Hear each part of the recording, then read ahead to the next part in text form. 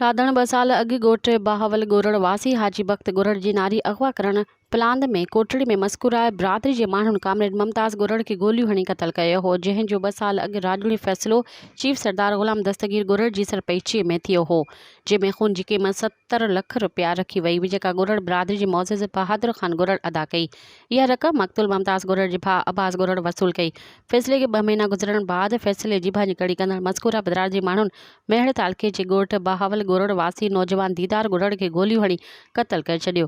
जंहिंजो राजूड़ी फ़ैसिलो साॻी सरपंच ॻोरड़ बिरादरी जे चीफ सरदार ग़ुलाम दस्तगीर ॻोरड़ जी सरपंची में थियो, जंहिंमें मक़तूल दीदार ॻोरड़ जे खून साबित थियण ते अब्बास ॻोरड़ धुर मथां 1 करोड़ ॾंड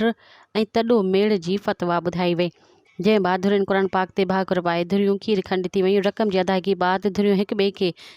केस लिखी ॾींदा ऐं फ़ैसिले में SUP जो मरकज़ी अॻवान रोशन ख़ान बुॾो,